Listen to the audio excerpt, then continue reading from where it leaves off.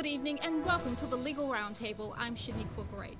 Tonight we're talking to one of the most notable political figures in our state's history, Governor Edwin Edwards. His political career spans decades. He has served in all three levels of government as well as all three branches of government. He's the only governor in our state's history to serve 4 terms, twice as many as any other Louisiana governor, and the 6th longest gubernatorial tenure in the country.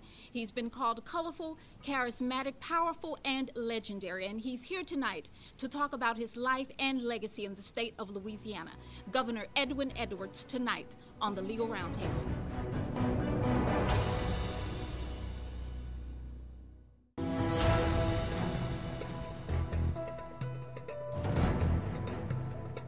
I have made a firm decision not to seek a 5th term.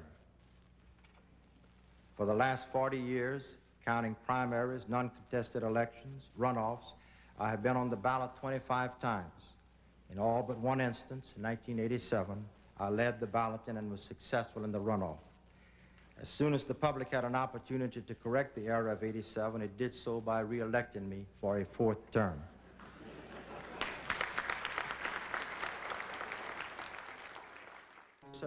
By the time Governor Edwards' political career ended at the end of his 4th term as governor in 1996, he'd been in various political offices for over 40 years.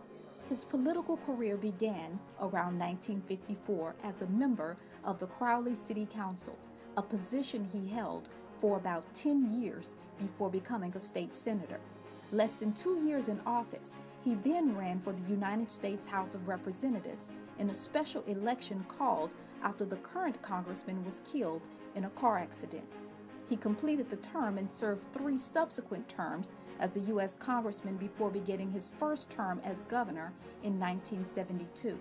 He served 2 consecutive terms as governor from 1972 to 1980. Precluded from a 3rd consecutive term, Dave Treen was elected governor and served from 80 to 84. In 1983, he defeated incumbent Governor Dave Treen and was elected to a historic 3rd term as governor. At the time, he had not lost an election. At the end of his 3rd term, however, he was defeated in the primary by Buddy Roemer and conceded the governorship to him, avoiding a runoff election. In 1991, in a 2nd comeback attempt, he faced former white supremacist and grand wizard of the KKK, David Duke, in a runoff. The race drew national attention, and following rallies and protests, Edwards was elected to an historic 4th term as governor of Louisiana. In all, he was governor of Louisiana for 16 years, twice as many as any other Louisiana governor, and the 6th longest gubernatorial tenure in the United States.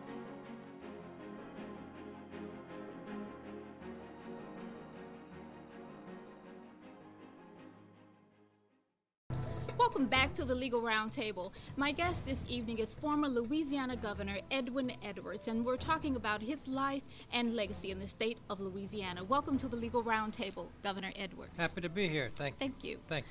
It's almost been 2 decades since you left public office, yet you continue to be as popular as ever. People are still concerned about your every move and everything you're about to do.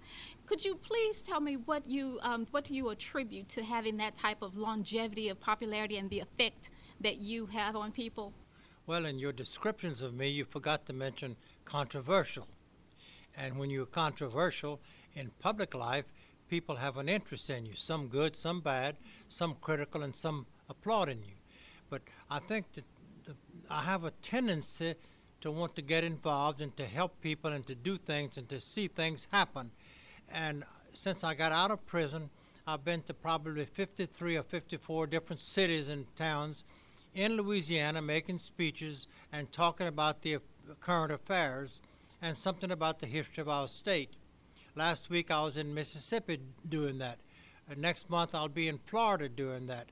And I just stay active, and I do that because it's my nature. And we can tell that you stay active, and I think you look great.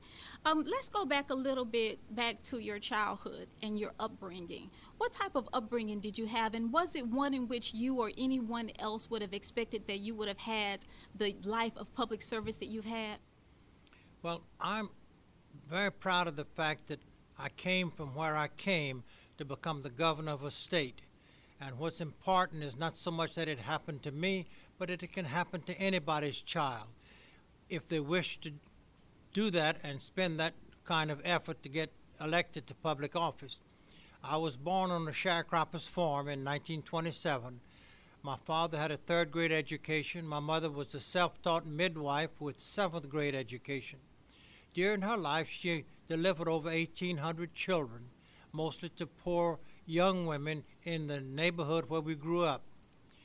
My father, as I said before, was a sharecropper, but with only a third-grade education, but he was very, very, very interested in education and insisted that his children get as much education as possible. And for that, I'm very grateful.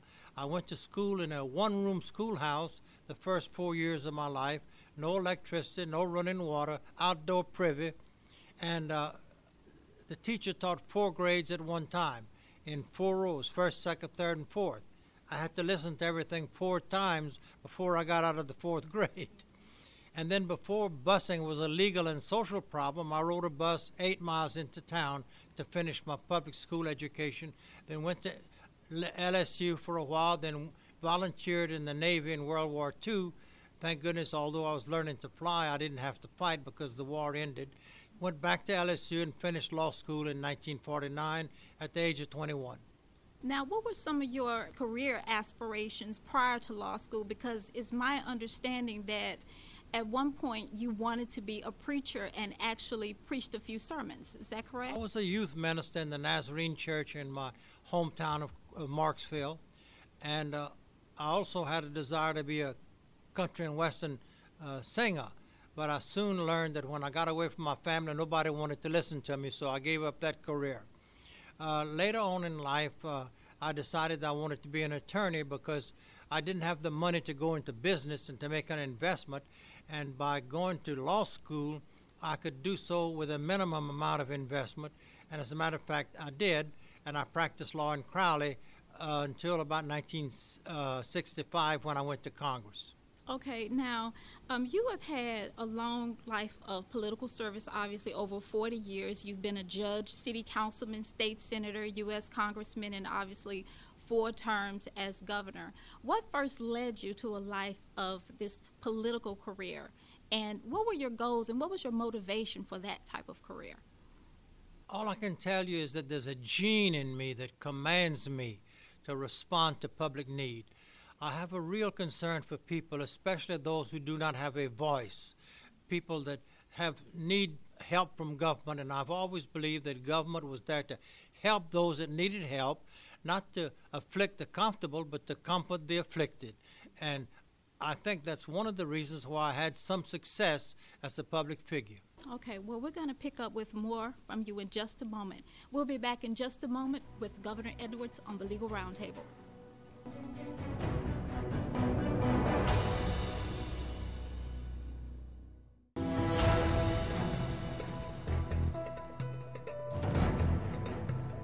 Welcome back to the Legal Roundtable. Tonight I'm talking with former Louisiana Governor Edwin Edwards, and we're talking about his past, what's currently going on with the governor, as well as his much anticipated future plans. And when we left off, we were talking about what inspired you to go into a career, a political career. And I'd like to continue with that discussion, asking you, what do you consider to be some of your most significant accomplishments during the many years that you served the state of Louisiana? From a governmental standpoint, the writing and adoption of the new Constitution in 73 and 74, it made it possible for us to streamline government from 260 agencies to 20 departments, made government more efficient and more accessible to people. That was a great accomplishment because no state had been able to write a new constitution on the first try in 25 years. And while I had many naysayers who doubted if we could do it here, I went ahead, made the effort, got the support from the legislature, and the people of the state adopted the Constitution, and it's still in force today and serves us well. From a financial standpoint, the change in the method of collecting severance tax on oil and gas. When I became governor, we were producing about 3 million barrels of oil per year. Last year, it had reduced itself to where we only produced 77 million, an indication that the reserves are declining. We were collecting 25 cents a barrel on the production of oil. I changed that to 12.5% of value. At that time, oil was selling for $8 to $10 a barrel, and I predicted that someday it would go to $100 a barrel. And of course, my critics laughed and joked about that and said I was out of my mind. However, it has been at that rate for several weeks and has gone to $100 many times during the last decade. Now, that meant that the state got the benefit of billions of dollars of revenue paid for by the production of oil and gas, and paid for about 70% from people in other states that were using our natural resources. And that's something that has been a boon to the state of Louisiana and even today. In addition to that, in 1986, while I was governor in my third term, I wrestled from the federal government a tideland settlement on a long-standing lawsuit. We were paid $640 million in a one-time settlement. I didn't put it in my pocket, as many people suggest, or give it to my friends. I took $100 million and gave bus drivers, lunchroom workers, and school teachers a raise, which was badly needed. The other $540 million was put in a special constitutionally dedicated fund for education. And every year since then, every university and college in the state has received a bonus, extra payment from that fund. They could use it for buildings, research and development, hiring of professors, or whatever the administration of each campus thought was the proper thing to do. Now, the significant thing about it is the way it was structured. Since that time, the fund has grown to where, as we sit here today, it is $1.2 billion. And I can say to you with satisfaction, no other state, none, has such a dedicated fund for education. And I'm the only governor in the history of our state who left a legacy for the people of Louisiana, and I'm very proud of that. That's wonderful. And those were some significant accomplishments that certainly have benefited the state. Let me ask you this. You've always been somewhat known as being minority friendly. You've always had significant support from the African American community. Could you speak to what you believe what that connection was as to why you have continued to have so much support from the African American community and why it still goes on even today? I know what it is to go to bed at night and wonder if your child wakes up in pain at 2 o'clock in the morning, that you're not going to be able to get a doctor or medical assistance. I know what it is to see people without food. I grew up in that kind of an environment. I don't want it to happen to anybody. Over his years of public service, Governor Edwards made significant contributions that led to the advancement of African Americans. Early in his career as a young U.S. congressman, Edwards was one of the only Southern congressmen to vote for the first renewal of the Voting Rights Act. He was the first governor of Louisiana to appoint blacks to high-level administrative positions. He was also involved in legislation that made it possible for the black community to elect African American judges, that ultimately raised the number of African American judges in Louisiana from about 5 to over 80 today. Additionally, he actively blocked any efforts to close Southern University Law Center in the early 1990s. The historically black law school is responsible for educating over 80% of African American lawyers and judges in the state of Louisiana. Well, I grew up in a community where blacks and whites lived half a mile from each other. It was a rural area, but we worked together. I picked cotton with them. We sat on the same turn row at noon and ate our lunch, and I got to know minority people, little black kids who were my age. And when I was going to school in a school bus, the school bus, half empty or half full, depending upon your designation, would pass a group of little black kids walking to their school. And I thought there was something wrong with that because the bus had plenty of space for them. And I came home one day and asked my father, I said, why is it the bus driver doesn't pick up those little kids? And he said, son, that's one of the things that's wrong with this country. And someday it'll be changed. And maybe you'll be in a position to make that happen. And I'm very glad that later on in life, while a member of Congress, I was one of 2 Southern congressmen who voted for the Voting Rights Act so that it would open the polls to minorities. And that is something that has been a great achievement for the black people of Louisiana and the South generally, because it gave them a voice in government. Now, I have an empathy for all people who have a need, black and white. Doesn't make any difference to me, because let me tell you, no matter who you are, what you look like, if you stump your toe, it hurts. And if somebody sticks a pin on you, you bleed. And we need to recognize that we need to treat each other with respect and do what we can to make life better for everybody. Okay. All right, thank you. We're going to pick up with more in just a moment. We'll be back in just a moment with more from the Legal Roundtable. Stay with us.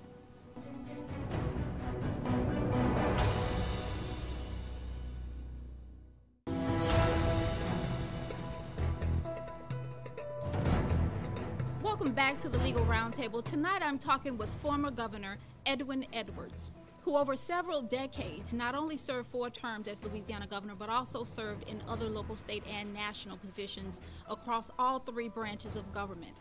And when we left off, we were talking about why you had such a connection with the African American community. I want to move on a little bit closer to most recent events, including the time you mentioned, and we all know that you spent several years in prison. Could you talk a little bit about how that experience was for you? I mean, because you were pretty much, I would say, on top of the world, so to speak. How was that experience for you then, being in prison for 8 years? It's quite a letdown.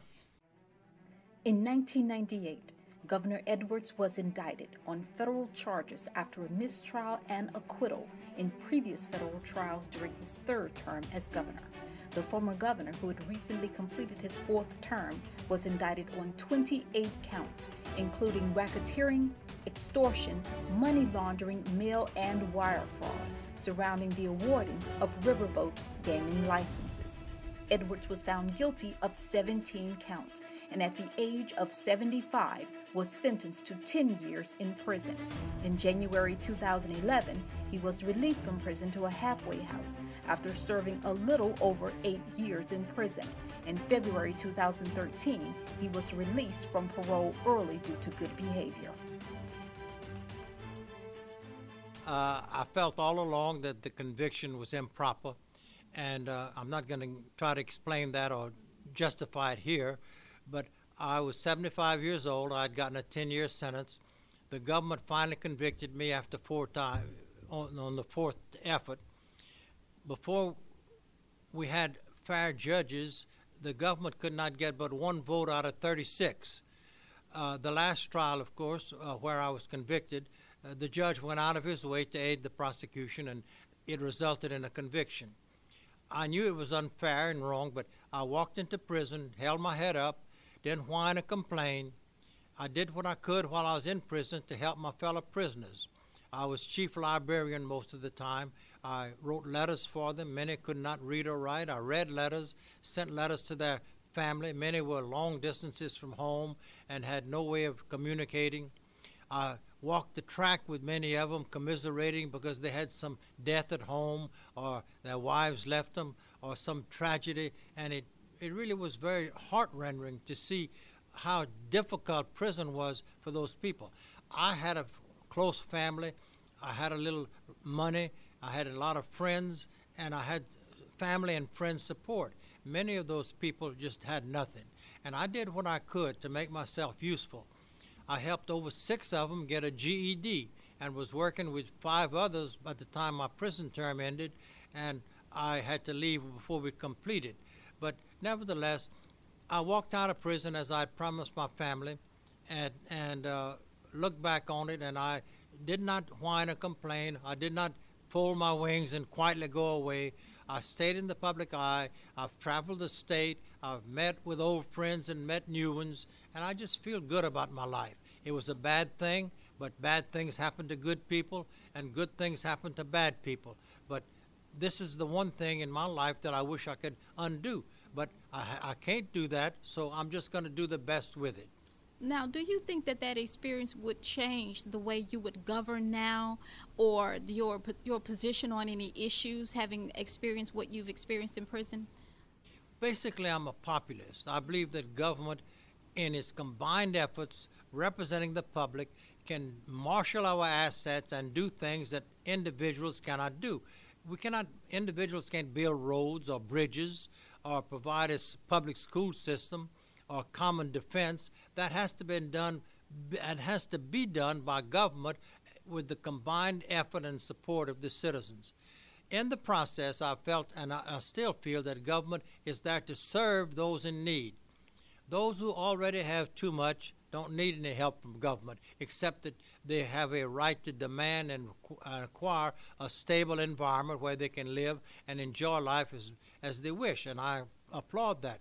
On the other hand, there are many people who just need a helping hand, and I always felt that that was a role of government that we should do. Take care of those who had no voice. Take care of the aged, the kids coming up, babies, and make sure that everybody had good health care. Okay. Now, I would say that one good thing that we know all came out of this time in prison was that you had an opportunity to meet your lovely wife. And now you started a new family with, and I understand you have a new son who's born, Eli Wallace, and congratulations on that. And also, I think our viewers know that you all just recently finished your reality show. Could you just talk a little bit about how that experience was for you? Because I know a lot of people who do the reality type shows, they look at themselves on television and sometimes they feel like they were not accurately portrayed. Looking at yourself, do you feel that you were accurately portrayed, and how did you enjoy that experience? I didn't enjoy it at all. In the fall of 2013, the A&E reality show The Governor's Wife debuted on the A&E network. The show, set around wife Trina Edwards, told the story of the couple's non-traditional family and their quest to have a child. The show also featured Edwards' two daughters, both in their 60s, and Trina Edwards' two teenage sons from a previous marriage. The show was met with mixed reviews. I was glad to do it because it gave us an opportunity to show the public that we're just ordinary, decent human beings with family and with problems. And we went through it. It took about a year to do it, but during that time, Trina was pregnant and suffered a great deal, had a very hard pregnancy. But we worked around it, and she, like a real trooper, sometimes did filming when she was in great pain, but she did it. And going back to the other thing, you're right. I went to prison, and when the book was written, about 3,000 people wrote me and expressed some interest in the book. And I got a letter from this young lady who is a Republican, was a Republican, still is. And she said she'd read the book and was interested in my career and wanted to visit me. So she came to visit me and repeatedly came for the rest of my prison term. And during that time, we agreed to see each other. When I got out of prison, we did, and ultimately we got married, which I'm very happy. We now have a beautiful baby boy who's 5 months old as I speak to you today. And all I can say is they sent me to prison for life. I came back with a good-looking wife. But I have to ask you about your future plans, because we know that that has been the question everyone wants to know the answer to. And I don't know if I'm going to get an answer to it tonight, but I have to ask you anyway. Are you going to run for U.S. Congress? I can truthfully tell you I've received a lot of encouragement, and I'm looking at it. If I'm 86 years old, and I recognize that that's a problem. I recognize also that I've been in prison, and that too is a problem. But the district suits me very well, and I don't want to end my life with people saying the last thing I ever did was to go to prison. This might be an opportunity for me to continue serving the public, and I'm very disturbed about what's happening in our country.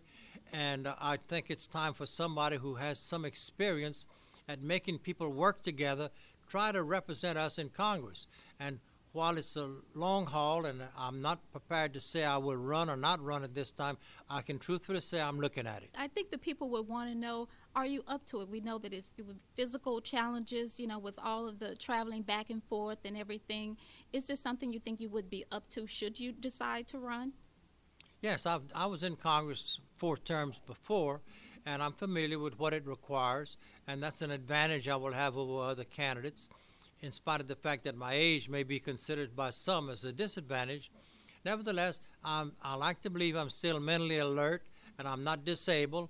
I sleep well at night. I get up at 6 o'clock in the morning to feed Eli, and I go through the day without having to take a nap, so I feel good about myself. I'm very grateful for that. I don't claim any pride in it because it's just something that I was born with good genes. Longevity is very common in my life. Well, you know, I wish we had time to go into some of these important issues that are out there. I'd love to get your views on some of these, but unfortunately, we're out of time. But I do really appreciate you stopping by to talk with us Sure. this evening. That's all we have time for on this edition of the Legal Roundtable. You can always keep up with what's going on the show at the blog at www.thelegalroundtableshow.com. Till next time, I'm Shaniqua Gray.